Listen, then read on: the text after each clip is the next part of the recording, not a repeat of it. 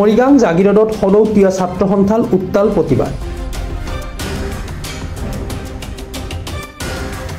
জাগিৰোডত সদৌতীয়া ছাত্ৰ সন্থাৰ ২৭ নং ৰাষ্ট্ৰীয় ঘাইপথ অৱৰোধ। প্ৰতিবাদকাৰীক বাধা প্ৰদান আৰক্ষীৰ। প্ৰতিবাদস্থলীত আৰক্ষী অৰ্ধসামৰিক বাহিনী উপস্থিত। আৰক্ষী আৰু প্ৰতিবাদকাৰীৰ মাজত খণ্ডযুদ্ধ। তিৱা স্বায়ত্ত পৰিষদক ষষ্ঠ অনুসূচীভুক্ত স্বায়ত্ত শাসন প্ৰদানৰ দাবী। জাগিৰোডত টাউনশ্বিপ গঠন কৰাৰ সিদ্ধান্ত বাতিলৰ দাবীত এই আন্দোলন। ট্ৰাইবেল বেল্ট ব্লকৰ অবৈধ নামজাৰি কৰ্তন অবৈধ বেদখলকাৰীক উচ্ছেদ কৰাৰো দাবী।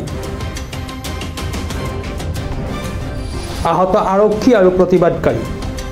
ছাত্ৰ সন্থাৰ যি মূল দাবী আছিল ভাৰতীয় সংবিধানৰ ষষ্ঠ অনুসূচীত তিৱা স্বায়ত্ত পৰিষদ অন্তৰ্ভুক্ত কৰা, তাৰ লগে লগে আছিলে যে জাগিৰোডত যি এটা ষড়যন্ত্ৰ চলিছে টাউনশ্বিপ গঠন কৰাৰ কাৰণে, গতিকে আমি এই ষড়যন্ত্ৰটো এই যিটো ষড়যন্ত্ৰ হৈছে সেইটো আমি বিৰোধিতা কৰিছোঁ আৰু অতি শীঘ্ৰে কেন্দ্ৰীয় চৰকাৰ আৰু অসম চৰকাৰ যি সিদ্ধান্ত গ্ৰহণ কৰিছে সেই সিদ্ধান্ত কিন্তু বাতিল কৰিবৰ কাৰণে আমি দাবী জনাইছোঁ। তাৰ লগে লগে আছিলে তিৱা ভাষা শিক্ষক নিযুক্তি দিয়াৰ আমাৰ দাবী আছিলে। সেই দাবী ইতিমধ্যে ৬৬৮খন বিদ্যালয়ত তেখেতসকলে মাধ্যম হিচাপে শিক্ষক নিযুক্তি প্ৰদান কৰিছে, আমি আদৰণি জনাইছোঁ। কিন্তু তাৰ লগে লগে আমি এইটো কৈছোঁ যে যিসকলক শিক্ষকক নিযুক্তি দিছে সেই শিক্ষকসকল স্থায়ী তিৱা ভাষা শিক্ষক নিযুক্তি নহয়। গতিকে আমি অতি শীঘ্ৰে বিশেষ টেট অনুষ্ঠিত কৰি পেলাই তিৱা ভাষা শিক্ষক নিযুক্তি প্ৰদান কৰিবৰ কাৰণে আমি দাবী জনাইছোঁ। তাৰ লগে লগে টাটা ছেমি কণ্ডাক্টৰত যি নিৰ্মাণ টাটা ছেমি কণ্ডাক্টৰ আছে, টাটা ছেমি কণ্ডাক্টৰত আমাৰ স্থানীয় শিক্ষিত জনজাতি যুৱক যুৱতীসকলক প্ৰথম পৰ্যায়তে কিন্তু নিযুক্তি দিবলৈ কাৰণে আমি দাবী জনাইছোঁ। তাৰ লগে লগে অবৈধভাৱে যিসমূহ ট্ৰাইবেল বেল্ট ব্লক আছে, অবৈধভাৱে বেদখল হৈ আছে, সেই বেদখলখিনি মুক্ত কৰিবৰ কাৰণে আমি দাবী জনাইছোঁ। ইতিমধ্যে আমি তথ্য সহকাৰে কেইবাবাৰো অসম চৰকাৰক স্মাৰক পত্ৰৰ জৰিয়তে আমি দাবী জনাই আহিছোঁ যে মৰিগাঁও জিলা, অকল মৰিগাঁও জিলা 7টা ট্ৰাইবেল বেল্ট ব্লকত ২৮,০২২ বিঘা মাটি কিন্তু অবৈধভাৱে বেদখল হৈ আছে। কিন্তু আজিলৈকে 1 বিঘা মাটিও তেখেতসকলে উচ্ছেদ কৰিবলৈ কাৰণে সক্ষম হোৱা নাই।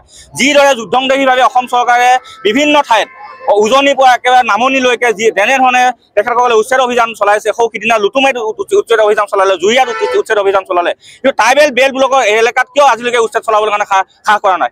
তাৰ স্বাৰ্থত সেই ট্ৰাইবেল বেল্ট ব্লকৰ অবৈধ বেদখলকাৰীসকলক সুৰক্ষা দিয়া হৈছে।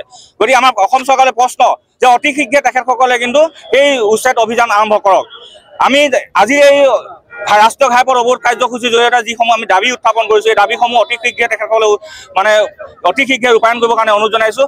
আৰু যি মূল দাবী আছিল ভাৰতীয় সংবিধানৰ ষষ্ঠ অনুসূচীত তিৱা স্বায়ত্ত পৰিষদ প্ৰদান কৰা যি বিষয়, এই বিষয়ে কেবিনেট সিদ্ধান্ত গ্ৰহণ কৰিছোঁ বুলি কৈছে অসম চৰকাৰে। কিন্তু সেই কেবিনেট সিদ্ধান্ত আজিলৈকে কিন্তু ৰাজহুৱা কৰা নাই আৰু কেন্দ্ৰীয় চৰকাৰলৈ প্ৰেৰণ কৰিলে কিন্তু আমি অৱগত নহয়। গতিকে এই ডিচেম্বৰ মাহৰ ভিতৰতে কিন্তু আমি অসম চৰকাৰ কেন্দ্ৰীয় চৰকাৰৰ ত্ৰিপাক্ষিক বৈঠক অনুষ্ঠিত কৰি তিৱা ৰাভা মিচিং স্বায়ত্ত পৰিষদকে ভাৰতীয় সংবিধানৰ ষষ্ঠ অনুসূচীত অন্তৰ্ভুক্ত কৰাৰ কাৰণে ত্ৰিপাক্ষিক বৈঠক অনুষ্ঠিত কৰিবৰ কাৰণে আমি দাবী জনাইছোঁ। আজি বুলি নহয়, যোৱাকালিৰ পৰাই আমাক ৰাতিটো তেওঁলোকে প্ৰশাসনৰ মানুহে আমাকো তেনেকুৱা বাধা দিবলৈ বা তেওঁলোকে বুজাব বিচাৰিছিলে। এইখন চৰকাৰে দিনত মানে আমি ৰাষ্ট্ৰীয় ঘাইপথত আমি আন্দোলন কৰা বা প্ৰতিবাদ আমাৰ যিটো আন্দোলন কাৰ্যসূচীটো মানে ৰাজপথত ওলাই দিয়াটো তেওঁলোকে সদায় বাধা দি আছে। আমি তিৱা ছাত্ৰ সন্থা কোনো কাৰণতে মধ্য অসমত আমাৰ তিৱা ছাত্ৰ সন্থাৰ আন্দোলন সদায় থাকিব।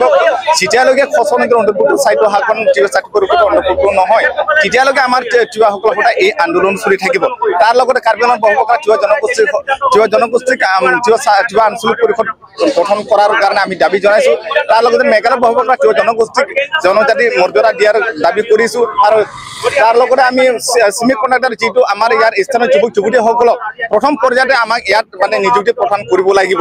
কিন্তু আমি ত্ৰিপাক্ষিক আমাৰ আলোচনা বিচাৰিছিলোঁ অসম চৰকাৰ আৰু কেন্দ্ৰ চৰকাৰ বা আপোনাৰ ছেমি কণ্ডাক্টৰৰ লগত বিচাৰিছিলোঁ, কিন্তু তেওঁলোকে কোনো আমাৰ স্থানীয় অসম চৰকাৰে বা আমাৰ স্থানীয় ফিচিঅ'চি ডাঙৰীয়াই মন্ত্ৰী ডাঙৰীয়াই আমাক কোনো তেনেকুৱা ব্যৱস্থা কৰা নাই। তাৰ কাৰণে আমি এই প্ৰতিবাদটো কৰিছোঁ। মৰিগাঁৱৰ পৰা বুবুনাথৰ report, Pratah time digital. Mobile plus physiotherapy wellness and rehabilitation centre, দক্ষিণ কামৰূপৰ ব্যৱসায়িক প্ৰাণকেন্দ্ৰ বিজয়নগৰৰ লগতে VIP চক আৰু গুৱাহাটী মালিগাঁও পাণ্ডৱনগৰত থকা তিনিওখন ক্লিনিক বৰ্তমান প্ৰায় 20 বছৰৰ অভিজ্ঞতা পুষ্ট তথা এতিয়ালৈকে প্ৰায় 40,000 ৰোগীক সুস্থ কৰি তোলা ডক্টৰ পল্লৱী নাথৰ তত্ত্বাৱধানত চলি আছে। এই ফিজিওথেৰাপি চেণ্টাৰ তিনিটাত বৰ্তমান অভিজ্ঞ ডক্টৰৰ দ্বাৰা যিকোনো জটিল ফিজিওথেৰাপি চিকিৎসাৰ লগতে যিকোনো ৰোগীৰ ঘৰলৈ গৈ চিকিৎসা সেৱাৰ সুব্যৱস্থাও ৰাখিছে। আমাৰ ঠিকনা mobile plus physiotherapy wellness and rehabilitation centre opposite Uparhali Bijoynagar SBI branch আমাৰ VIP চকৰ ঠিকনাটো হ'ল VIP চক near VIP bus stop Borjhar Guwahati আমাৰ মালিকৰ ঠিকনাটো হ'ল চেলাছ 360 physiotherapy and rehabilitation centre Maligaon Pandavnagar Guwahati 12 আমাৰ যোগাযোগ নম্বৰ হৈছে 8011744696